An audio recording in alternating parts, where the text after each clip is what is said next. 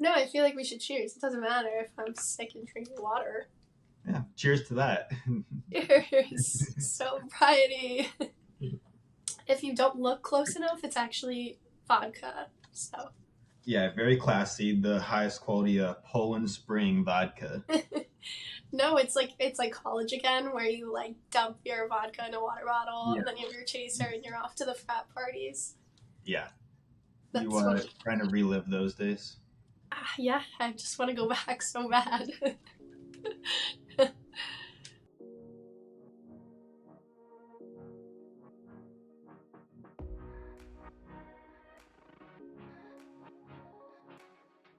Welcome to the Graeme and Sophia podcast, episode 2, post Austrian Grand Prix 2023. Lots to talk about. A lot. We can dive right in. Yeah, we'll start with like a weekend recap. So this was a sprint weekend, Friday FP1 qualifying. Not too much crazy happened in FP1. Qualifying was pretty good, and I think we have to give a shout out to Checo Perez for failing to go to Q3 4 times in a row in probably the most dominant car in the past like 10 years. Yeah.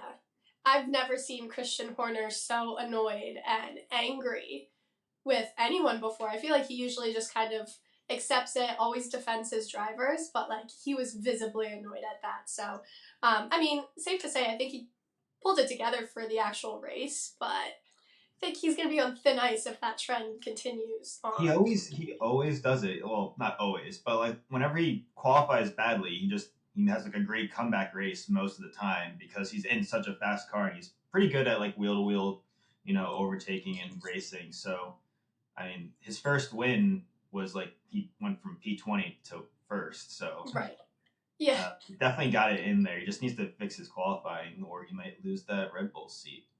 I mean, he's still a great driver. He still pulls it together, but I'm sure the results of the race would have been so different had he started higher up on the grid. So, yeah, curious to see how it goes this weekend.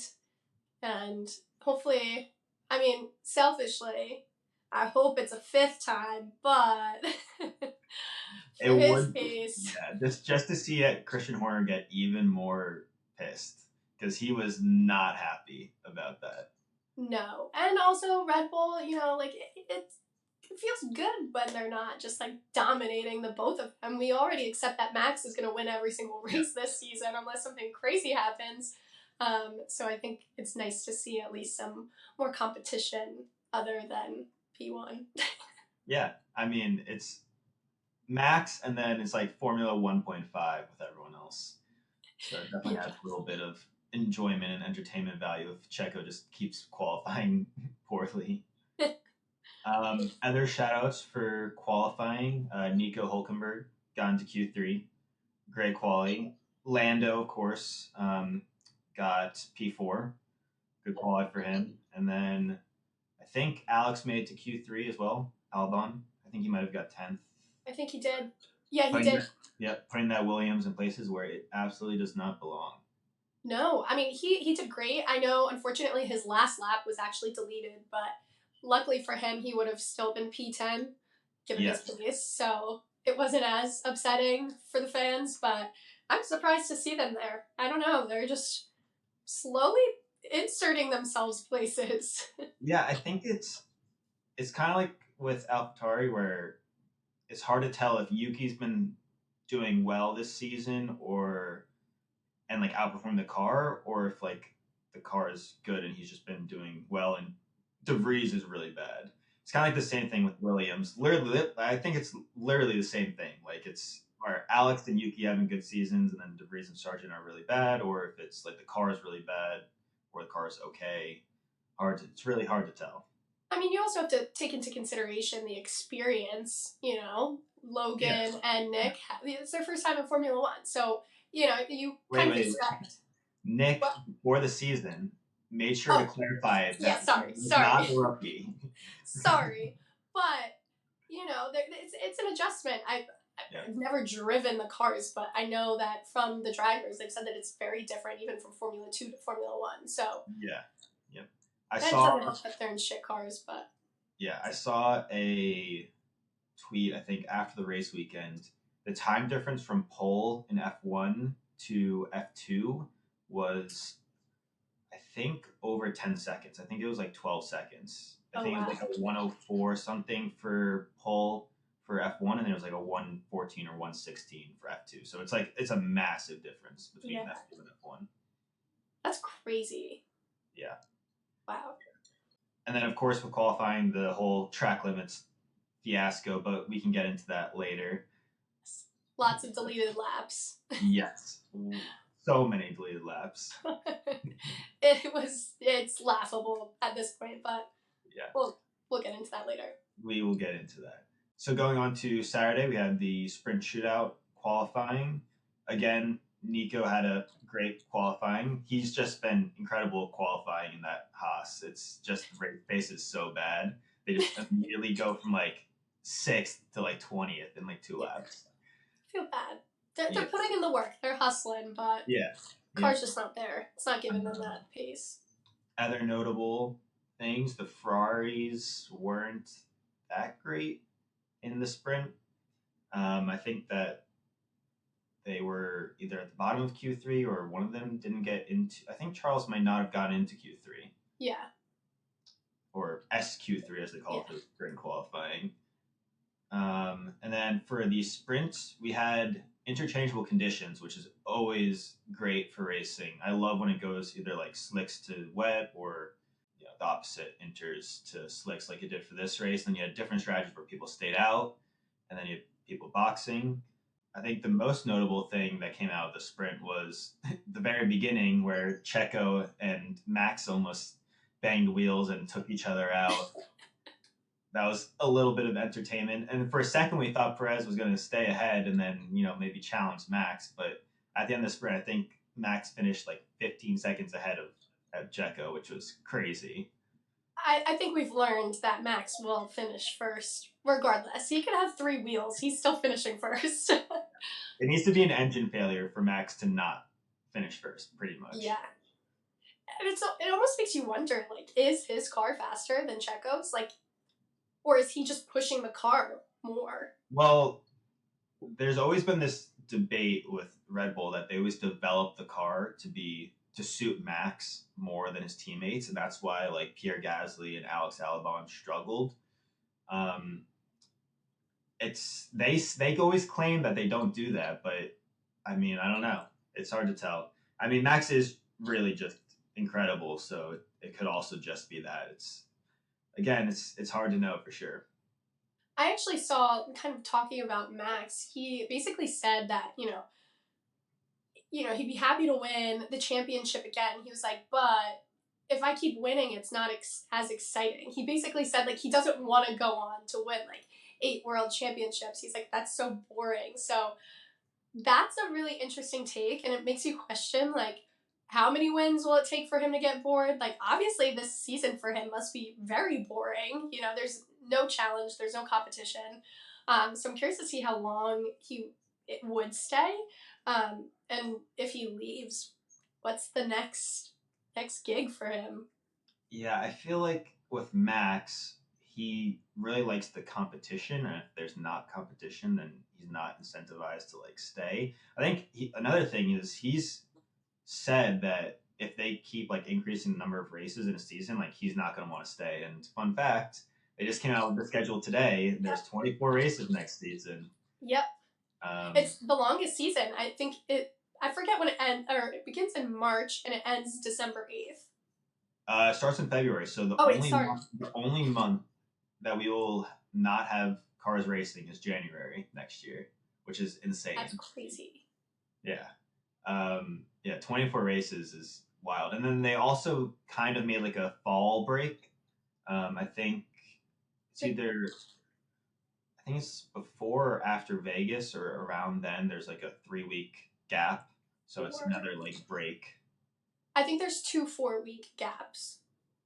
Yeah, it might be. I saw something that there was like another long gap later in the season. It's not just the summer break anymore. Yeah. Yeah, so... And 2 Saturday races. Three, I think. I think Vegas. So Vegas Vegas is on Saturday? yeah, Vegas is Saturday, and then Bahrain and Jeddah at the start of the season are both going to be Saturdays. Oh, wow. I didn't see that Vegas was Saturday. Why'd they do that? I think just like prime time. I guess more people will be watching Saturday night. There's no like real reason. They think it's just like a broadcasting and like viewership thing. This year it's also on Saturday. It's not. It's like just a Vegas thing that's going to be Saturdays. Right. I mean, I know the other two races they moved to Saturday for Ramadan. Yep. But I mean, that's why I'm surprised by Vegas. But all right. Yeah, I don't know if we're gonna start to see more races on Saturdays. I don't know how I feel about that. I guess I don't know if their plan is to then like move everything a day forward. So it'd be like Thursday is FP1, FP2, then Friday is FP3 and quali, and then Saturday is the race. I assume that's what they would do. Or they might do everything like Friday is practice and quali, just have maybe like a gap throughout the day. I don't know. That'd be a lot. The only way I could see that working is if they did like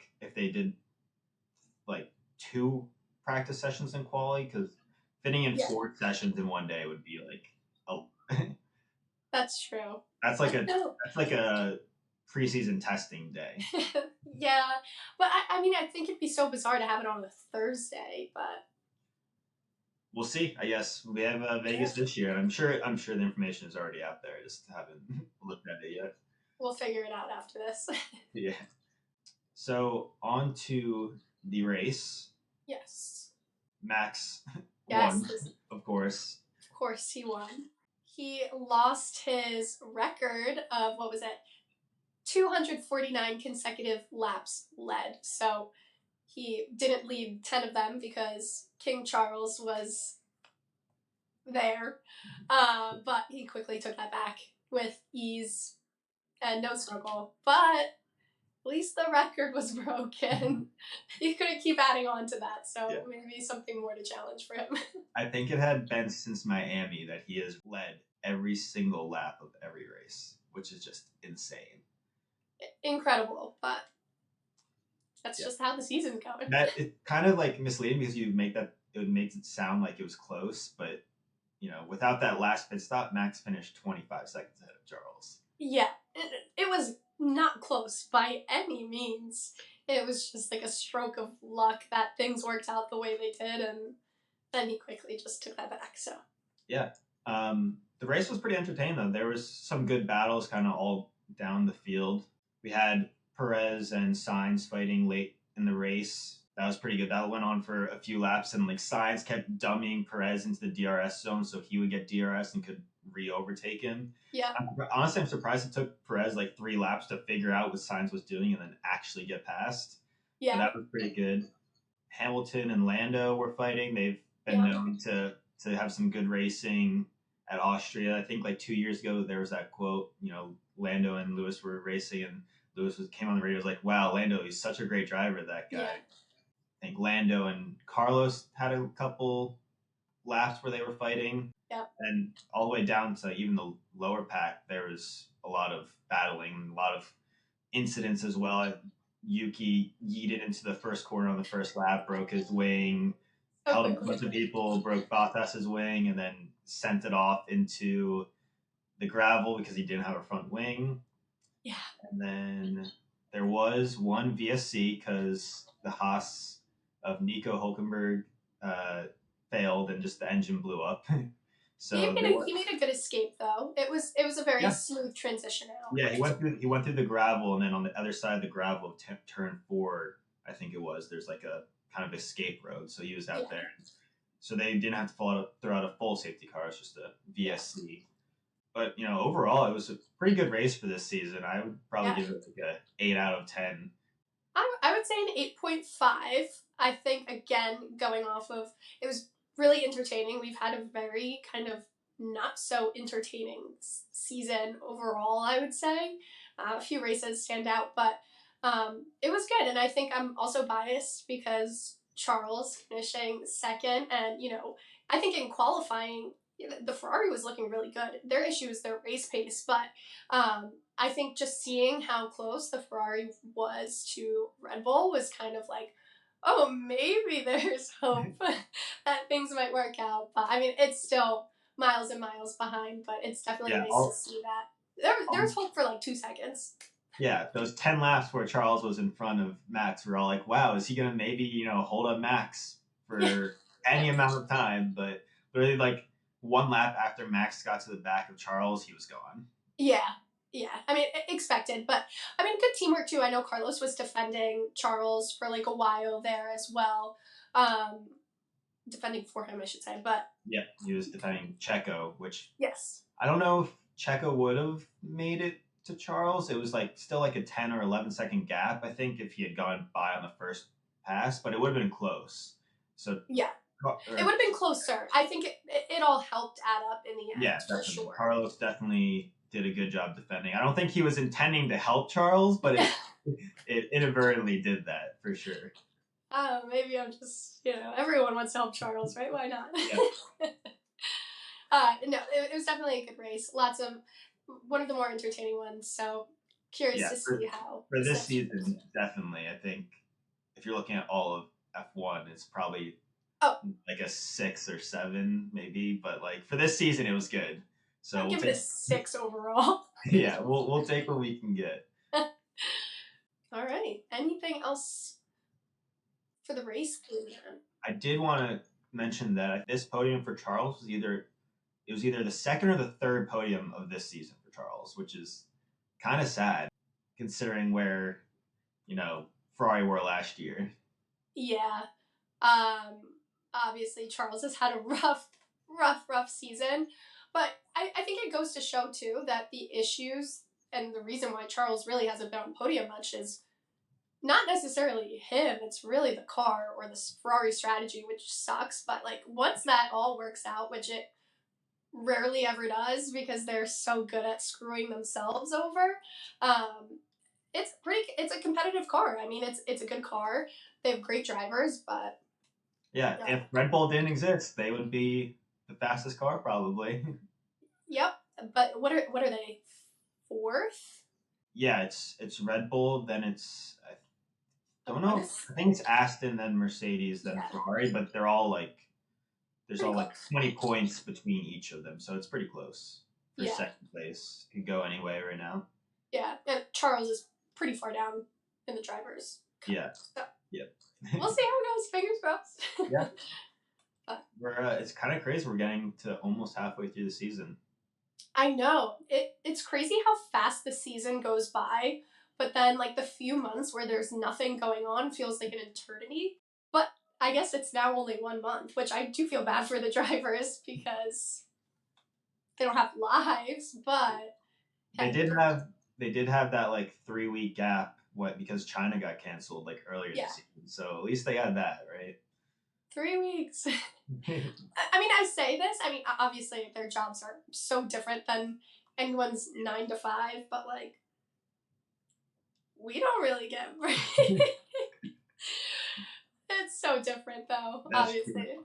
But that would be nice if for those of us who work 9 to 5s, we could get a summer break. That would be cool.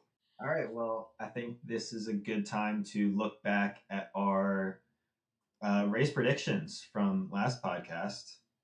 So you had for your podium Max P1, Checo P2, and Alonso P3. Lewis P3. Oh, Lewis. You had Alonso. I had Alonso. So, you got 1 point. Woo! The most obvious one. That's so crazy. Basically given, but you got it. Yeah. Your crazy prediction was that Lewis would announce his contract extension. I said if he got on podium. I'm still wrong, but... You're still wrong, but okay.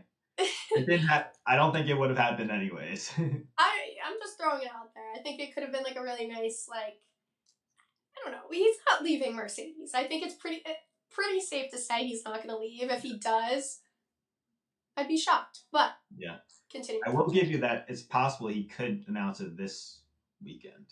He loves his home Grand Prix. That's true. I guess I should have thought about that one. That makes a little bit more sense. But I still think that it would have to come off like a decent win for Mercedes for him to announce it. Yeah, I feel like if he finishes P11, he's not going to be like so excited to keep going with Mercedes. Yeah, it would be like, oh, podium. Hey, guess what? We did great this race. I'm staying on. And then that would be a really cool announcement, but we'll see. Yeah. We'll find out in a couple days. Yeah. For you, your predictions were Max P1, Checo P2, Alonso P3. So you also only got 1 point. Yeah. I feel like we should just, in the future, just not even do a first place because it's going to be Max. Just do second and third. I think one of these races I'm going to throw out like a crazy P1 that's not Max. And the crazy prediction will be like engine failure for Max. Yeah. If either of us gets a P1 that's not Max correct, I feel like that should be like bonus points. I think that should be like 10 bonus points. That's like a... Yeah, because not only do you have to have Max not win, you have to get who actually does win. Yeah. Correct. So 10, I'd be down for that. 10 points if you get a surprise P1, right? All right, we'll have to use it wisely. Yeah. You don't want to lose out on those free points. Yeah, right. We want to keep those. And then your crazy prediction: no safety cars or red flags, which you didn't get. Yeah, unfortunately, the virtual safety car is still technically a safety car. Yeah. I mean, it was close. There's no full safety cars or red flags, so yeah, I would. If I was feeling nicer, I'd give you like 0.01 point. 0.01. That's gonna make a huge difference. We round down too. But yeah, so we weren't too good with those predictions. Hopefully this time around it's a little better, but... I really was banking on that Alonso statement where he was like, this is the last race without a podium 2 races ago, and he hasn't been on the podium since that happened, so... Yeah, he was doing really well beginning of the season. I mean, he's still doing great. I mean, not great, but... I think that just the Aston Martin hasn't, like, their upgrading... like of their car hasn't been as good as like Ferrari and Mercedes, and they've kind of overtaken them. Yeah, they're still like close to that pack, but they're definitely slipped a little bit. Agreed. I think the upgrades just probably weren't as impactful, but who knows?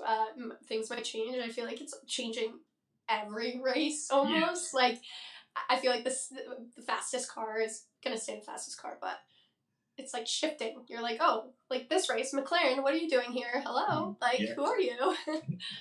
But that was great to see. Obviously, at P4 for Lando, he had some great selfies post race. Posted the P5 like selfie, and then 3 hours later in the same car, it was the updated P4.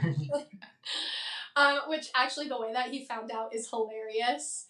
I heard about that. Yeah. Yeah, Alonso texted him like, busted. Because everyone thought that with the whole fiasco with race or track limits and like penalties coming, that Aston Martin was trying to go after Lando.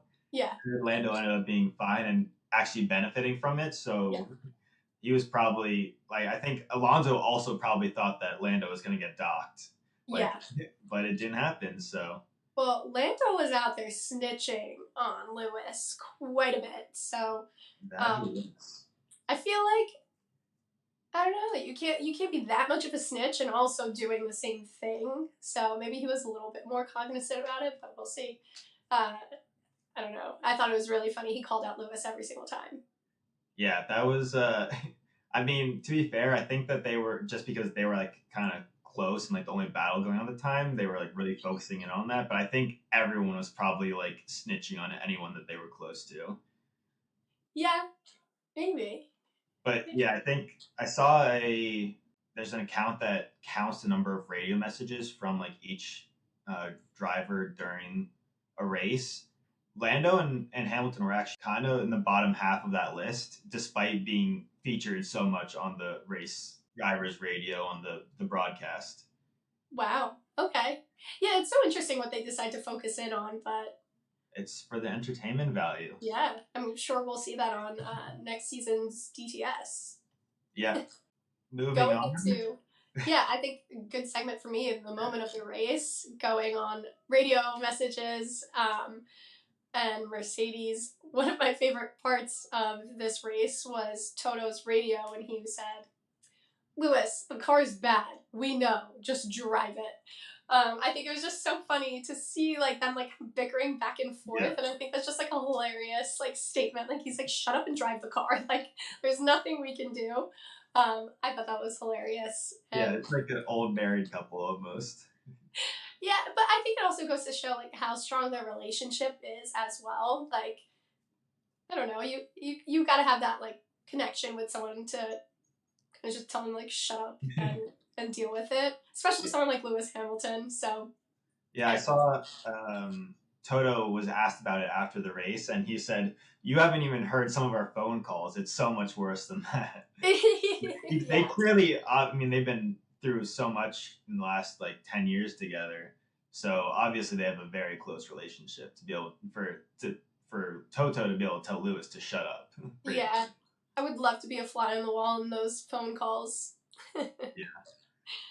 Yeah, that was my favorite part of the race. And what was yours? So I had a couple things I was thinking about, but I'm gonna have to say that Max boxing for softs to go for fastest lap with 3 laps left and only like a 4 second margin if you box to Charles was my moment of the race. Because not only did he not need to do it because he's like 80 some points ahead of Checo in the championship, um, but like, anything can go wrong with this stuff. It could be slow, could happen, something could like what happened to Bottas in Monaco a couple years ago could happen where like the wheel just gets stuck and then he doesn't win the race. But I think that just goes to show not only how confident Max is, but how confident Max is in the team and how confident the team is. It's just they're just firing on like all cylinders. And he asked to box. They were like, "Oh, we'd rather you didn't." And then he's like, "I want to," and they're like, "Sure, do it." And then fast pit stop, no issues.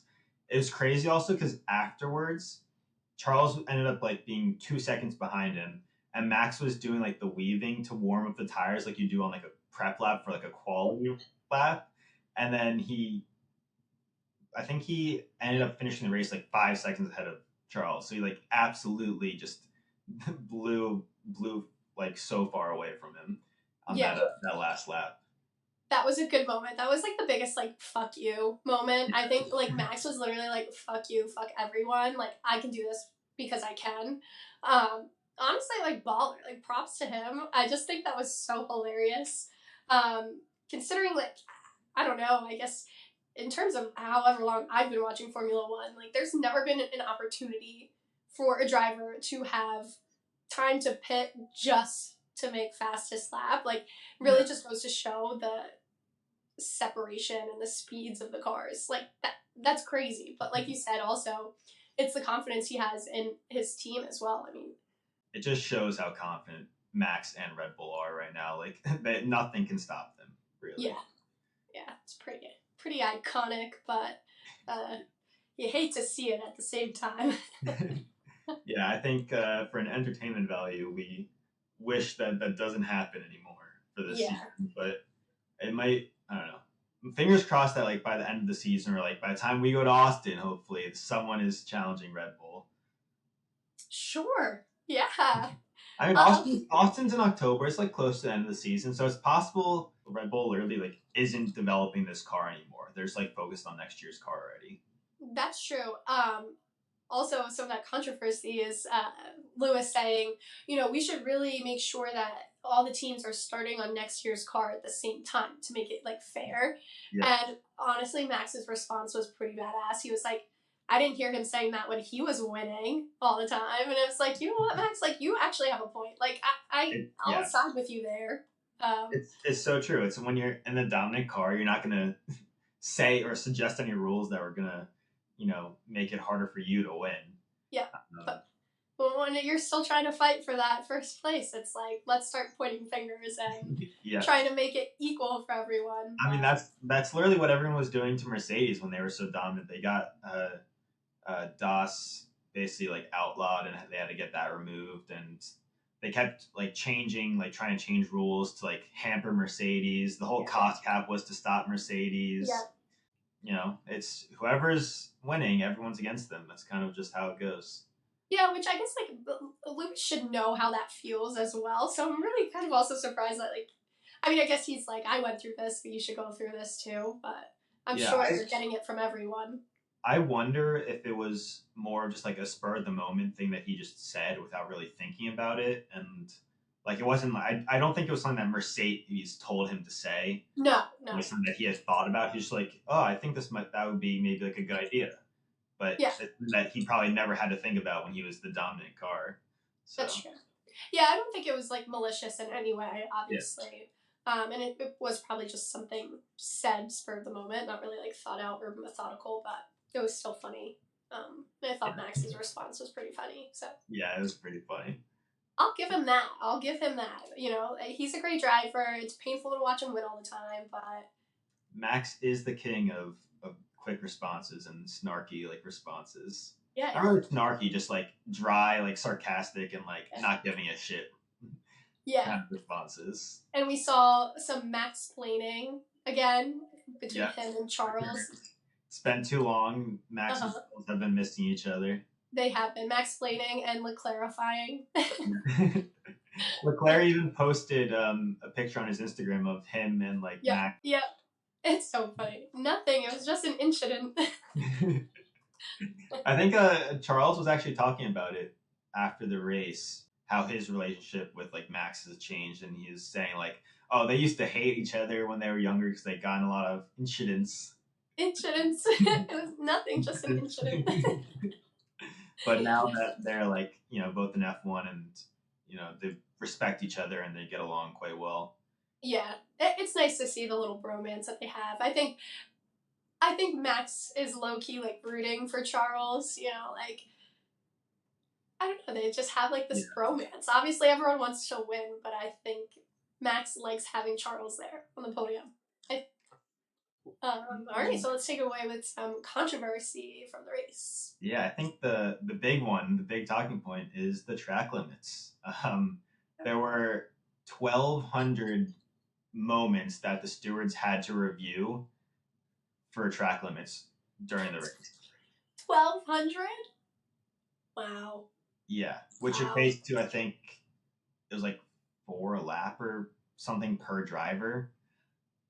Like, yeah, it's crazy. Not that there were 1,200 infractions, just like moments where they need to look at it and be like, oh, he's okay, or oh, he's over. Yeah. And then obviously the big thing that came out of it was like Aston Martin protested the results. Everyone thought that they were trying to get Lando docked.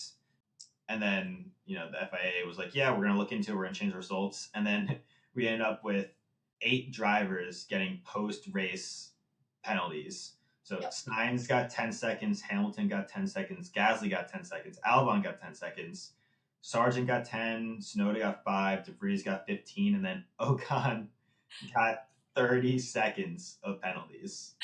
That is so crazy. Actually insane.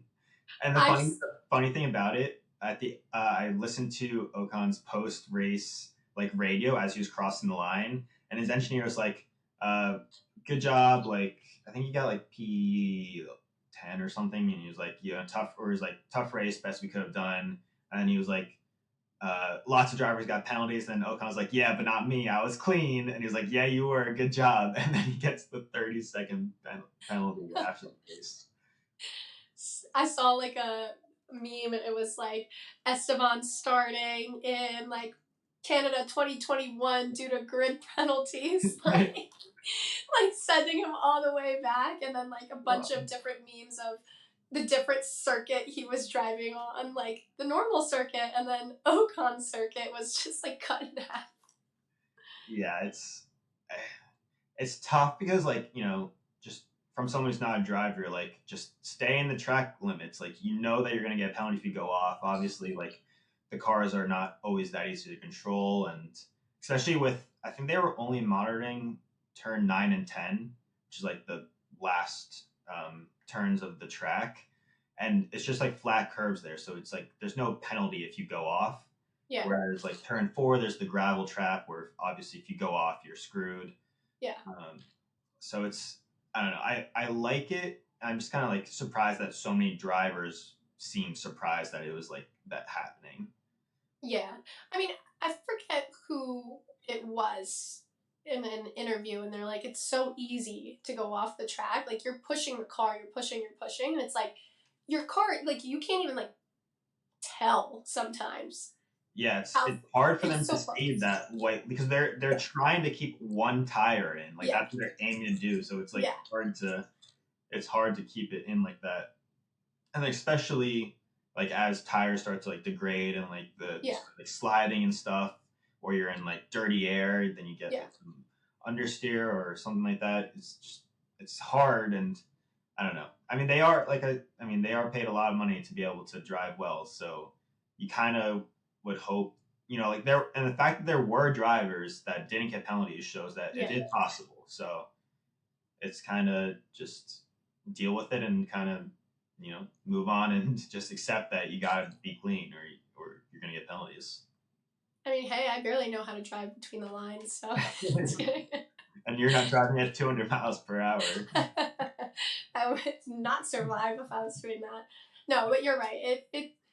It's tough, but maybe they just thought that they were, like testing their luck a little bit. Yeah, I would understand that if what happened in qualifying didn't happen. Yeah, that's true. Qualifying, so many laps deleted. Yeah. Like, what was it, 40? I think it was like 42 or 46, something like that.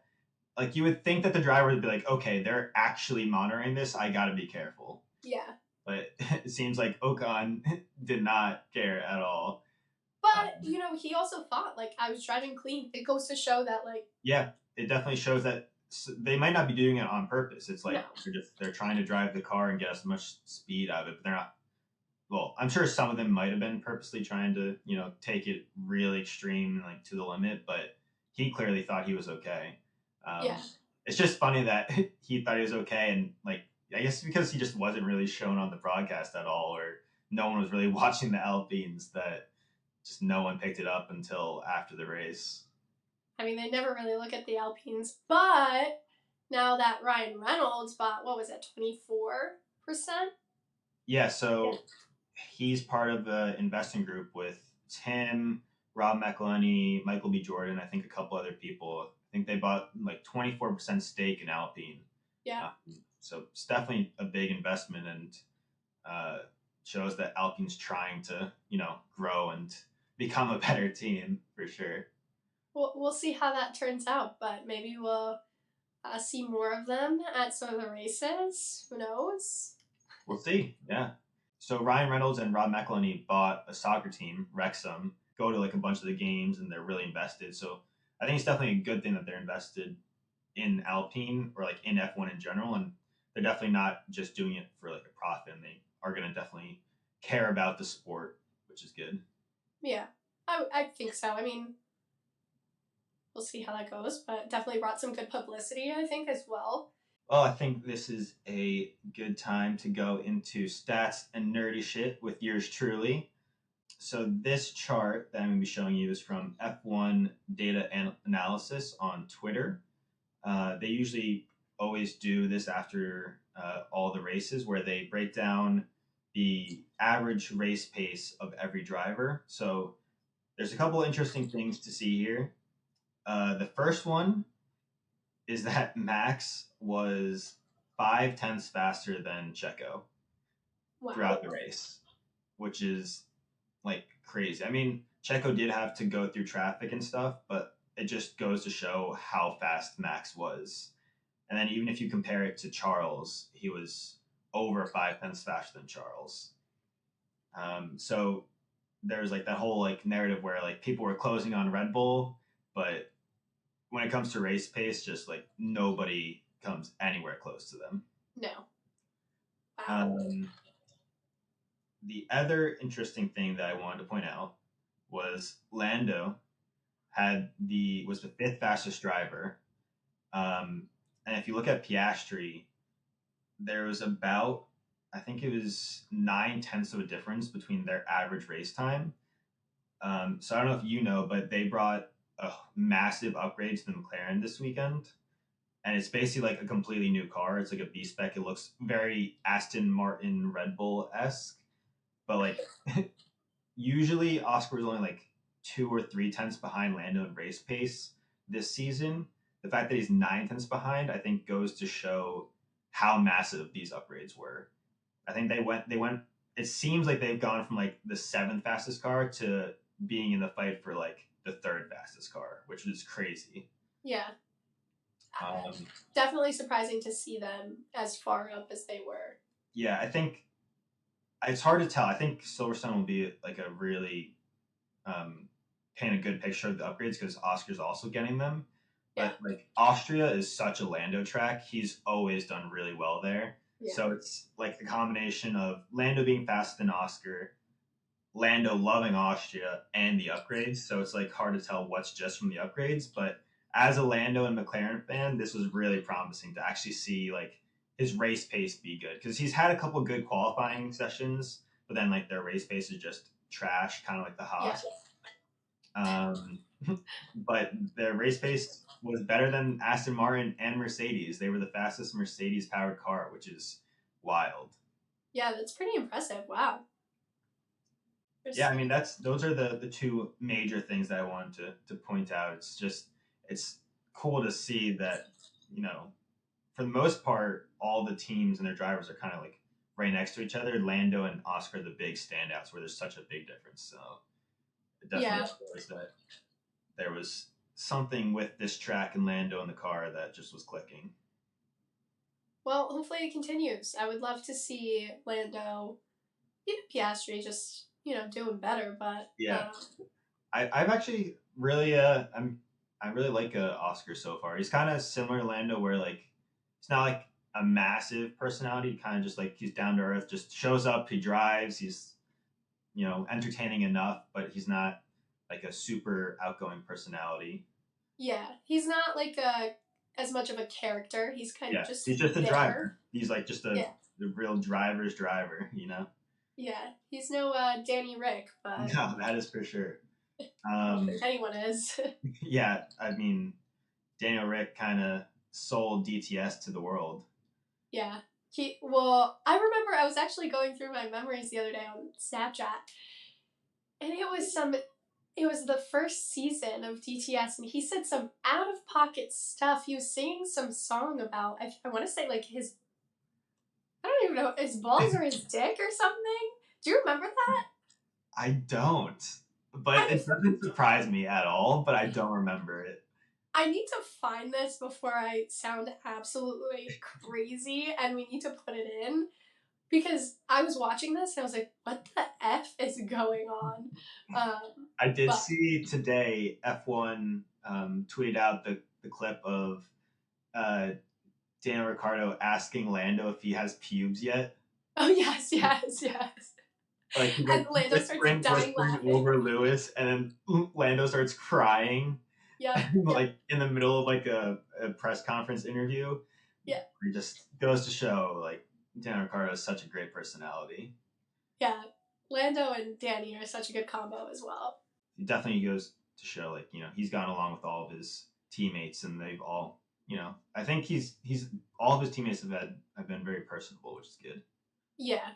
I also saw that there's a big group chat of all the drivers. Yeah, they have a WhatsApp group. Curious to see what goes on in there, but they've said they only really talk business, but I don't know. I mean, it could be a big conspiracy and they don't actually say what goes on in there, but I think for the most part it's just talking about actual F1 stuff. I was gonna say, there's definitely side group chats of like a few of them, like shit talking the other ones, but that's all I can imagine. But yeah. Alright. Well, that's stats and nerdy shit. I think it's time to get into meme of the week. Do you want to start us off? Yeah, so mine goes back to the Checo Carlos feud that was going on, and how they were racing each other. And I saw this actually this morning and I was dying laughing. It's Carlos's radio. The stewards should have a look at that. He was intimidating me a lot. And that is Checo. Some really tight, tight, nice jeans, looking real intimidating. Yeah. I thought that was. I can see why Carlos was intimidated by that. That's I think anyone would be intimidated by those buns. Those buns. They're real intimidating. I don't know if I would be confident enough to go up to her in the bar either. Pretty intimidating. He's cheeked up. I think aside from the Checo picture, that radio message is so funny. I don't think I've ever heard a driver say he was intimidating me. Like, what did he expect to come out of that? Like, I think clearly he was trying to somehow get Checo in trouble with like a penalty or something, but like by saying he was intimidating me is like so weird. It's so bizarre. It's like he's bullying me. Like, what do you mean? Yeah. Why are you intimidating? Also, like, fight back, But yeah, that was funny. Everyone was just tile-telling this race, really. It was a snitch race. Yeah. They were all just snitching left and right. Yeah, I guess that's how they gotta play dirty these days. Yeah, I mean, it seems like no one was really getting penalties or anything until Lando started snitching on Lewis, and then everyone was starting to get penalties. So like, clearly it pays off because Lando got Lewis the penalties. So yeah, Lando was on top of his game there, so it worked out. And racing on and off the track. Yeah, so that was mine. All right, so mine, little Game of Thrones spoiler, but I think it's been like a long time since this aired. So after the whole post-race track limits penalties were given out, there was like the documents saying who got which penalties, and then there's Ocon with 4 penalties, a 5, a 10, a 5, and a 10 second penalty. And of course, Aston Martin was the one that initially lodged the protest of the race result. And we know that Alonso holds no love for Alpine.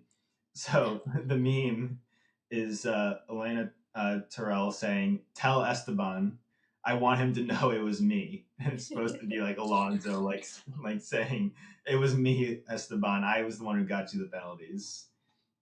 There were a lot of really good memes that came out of this race weekend. There were. It was way too hard to pick one. I had like screenshots on screenshots on screenshots. Yeah. Way too many going on. And I think one that we wanted to highlight as well was the jetpack video that came out of nowhere. Honorable mention, not only the jetpack video, but Oscar's the reaction of Oscar. It's literally like a scene out of The Office. Like, the guy's on a jetpack, crashes, does like a couple flips, gets up, and then it cuts to Oscar, and he's just like, it's like a classic like gym reaction from The Office. That was definitely my runner-up for music of the week. It was funny. It was just like all over like TikTok and Twitter, and it was like F1 out of context, and you just see someone on a jetpack. You're like, yeah, this is really out of context. Yeah, I have no idea why they were at the race, and like the fact that he fell is just like, it's like, is he okay? He got up and he was like clapping, so I think he's okay. But like mentally, is he okay? Like, how's his ego doing? Like, he's never gonna recover from that. Is he back on the jetpack, or has he retired it for a little bit? I'm assuming he probably got fired from the company, if I had to guess.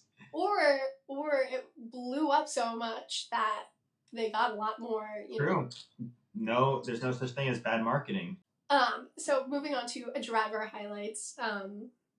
If you want to start with. Sure. So just today, Mick Schumacher was doing a test run with McLaren, which I did not know this, but he is the reserve driver for McLaren. So he was doing like a full test day driving the 2021 McLaren, and yeah, I mean, it's still kind of just, pops up there that Mick is still there, and I think he's definitely still wanting to get a seat, and I think he still definitely has potential to get a seat. I think there was an interview with him 2 weeks ago or like a week ago where he was saying that he's been talking to teams, and there's a lot of drivers with contracts up this season, so anything can happen in this silly season. I think it's Lewis, Joe, Nick, Logan,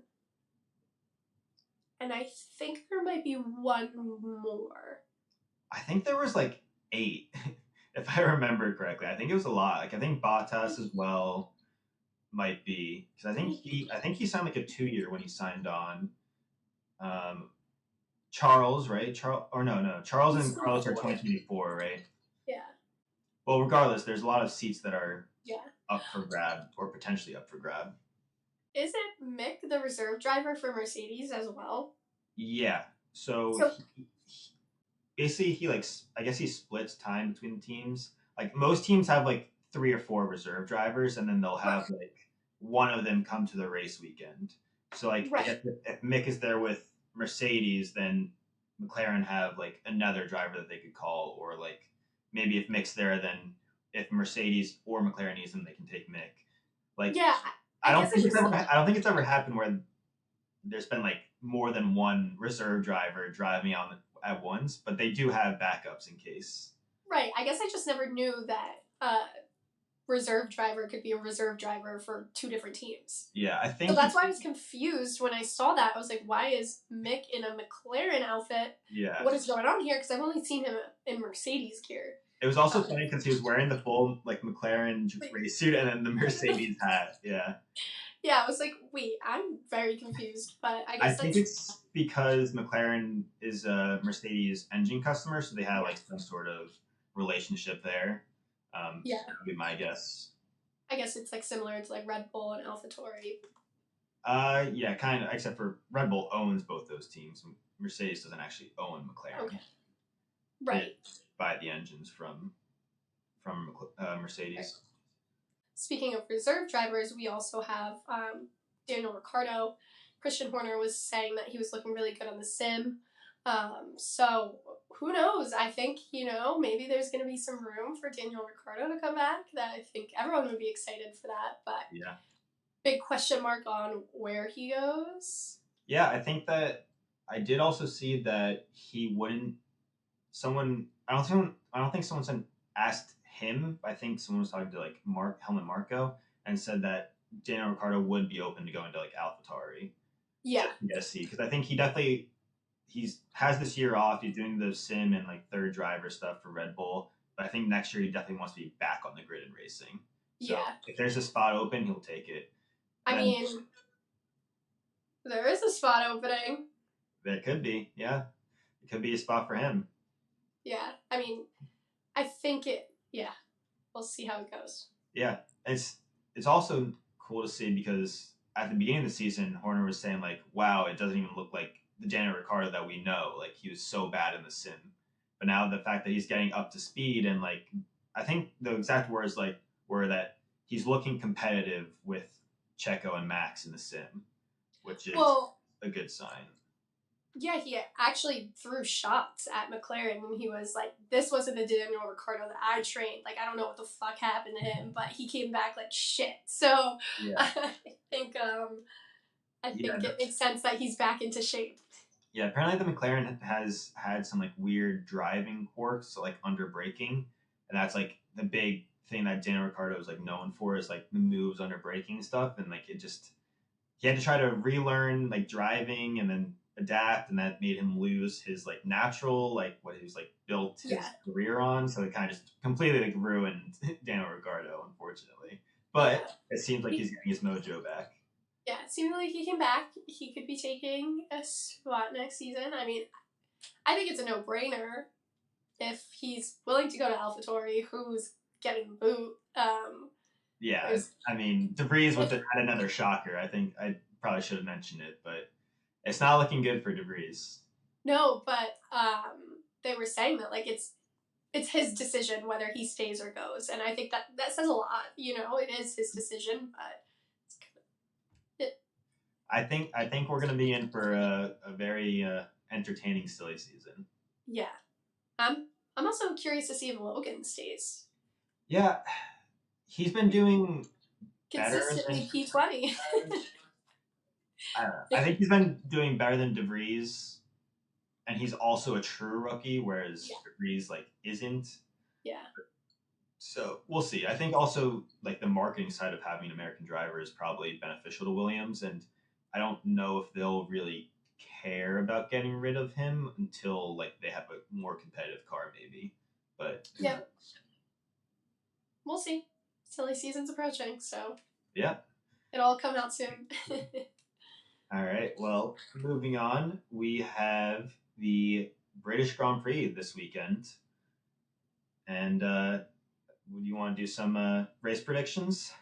Sure thing. Starting off P1, very, very obvious, no shocker here. None other than Max Verstappen. Yay! Ooh. This next one, this is probably just me being excited from how this past week went. P2, I was very bold. I put Charles. Now, historically, Charles has had a very rough time in Silverstone, so hoping that curse is broken, hoping things go well, but we'll see about that one. I'm staying hopeful. I think I'm more like manifesting, speaking into existence by putting that there. Putting the energy out there and hoping that it comes true.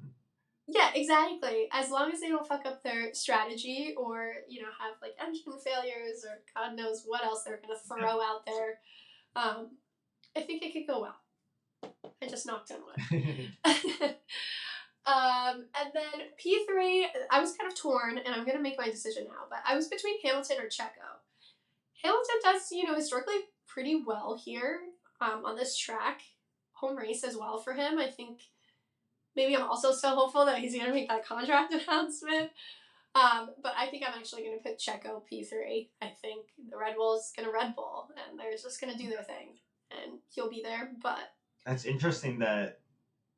Because, like, for Checo to not be P2, he has to have, like, something has to happen. It's either bad qualifying or a bad race, because the car is just that fast. I'm manifesting that he doesn't make it past Q2 again. So I'm hoping he adds on to that record. It's 5 now. Or,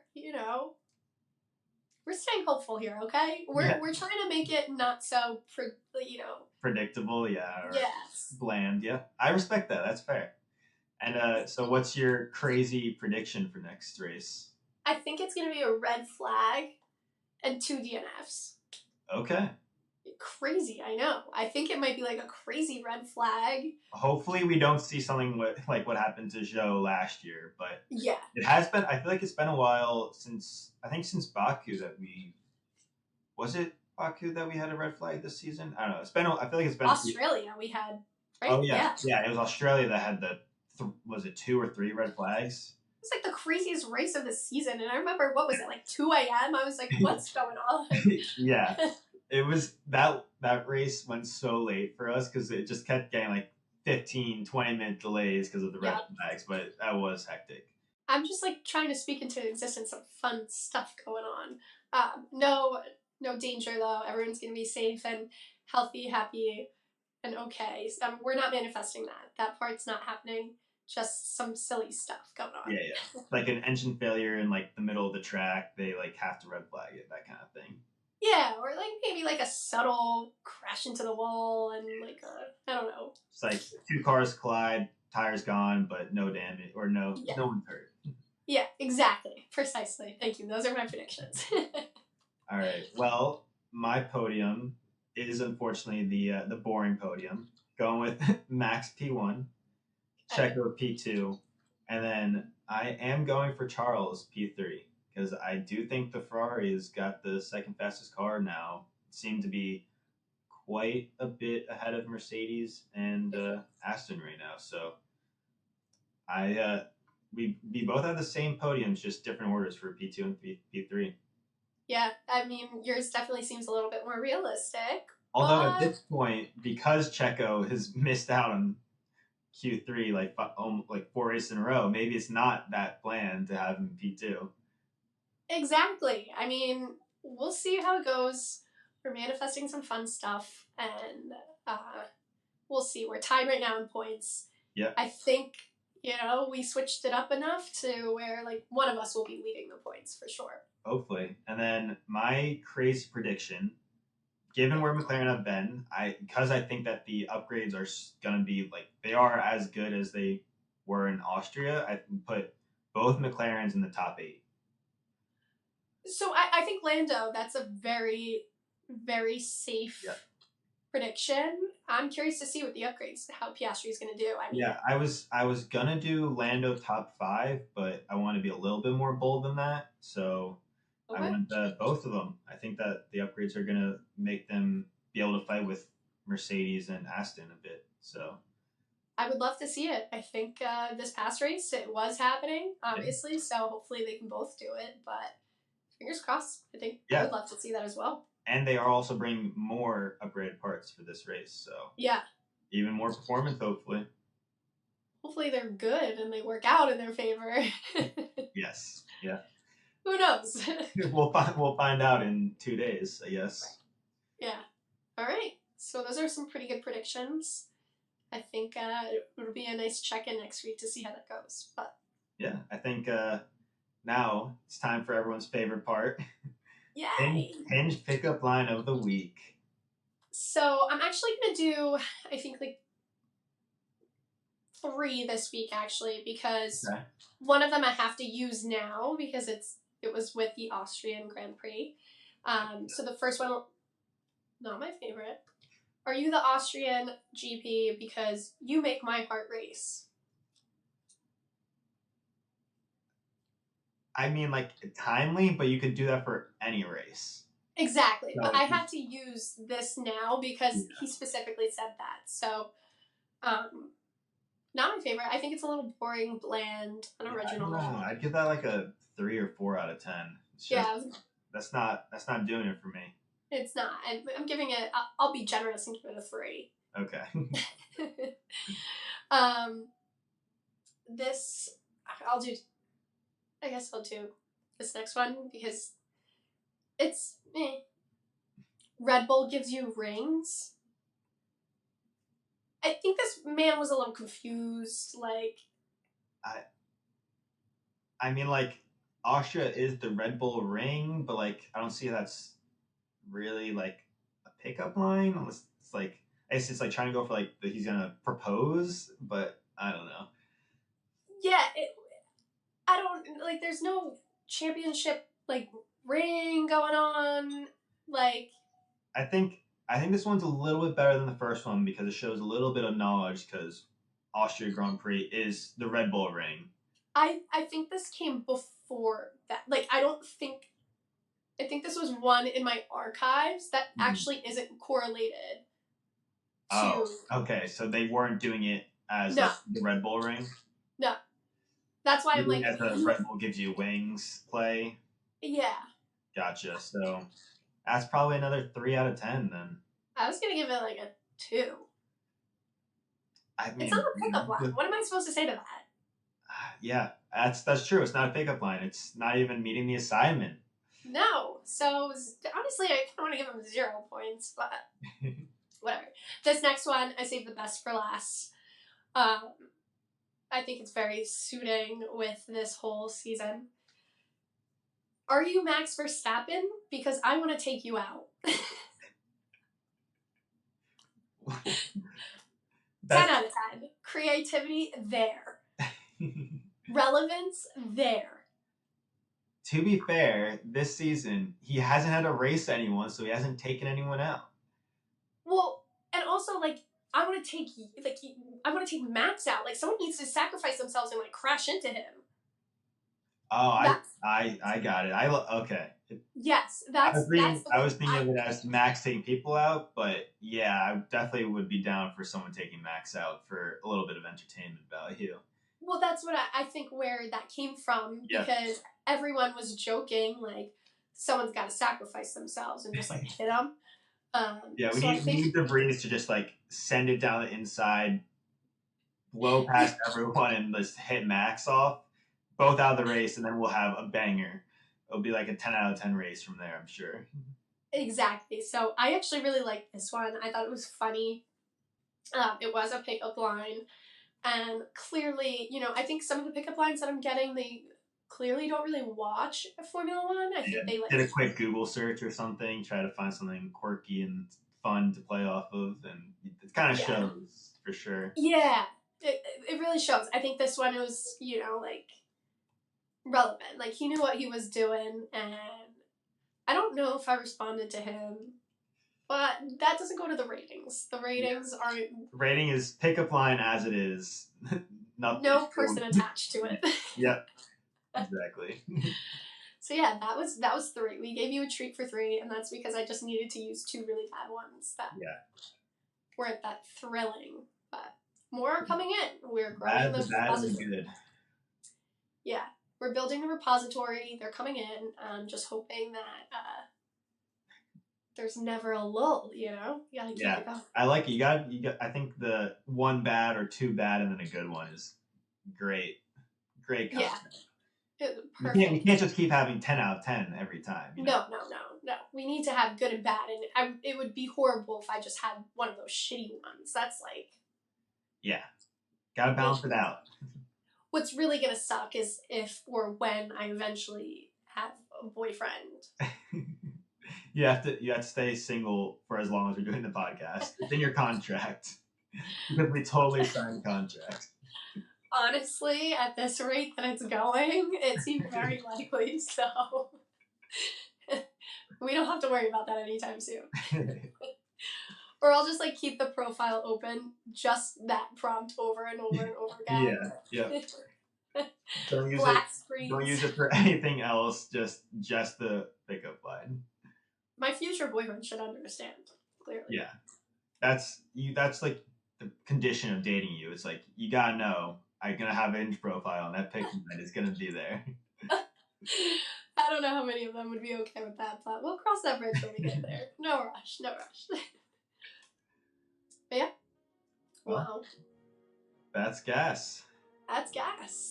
Thanks for listening, guys. See you next week. Be sure to check out our Instagram, our TikTok. Hopefully my voice comes back by next week. But yeah, give it a listen, and see you next week. See ya.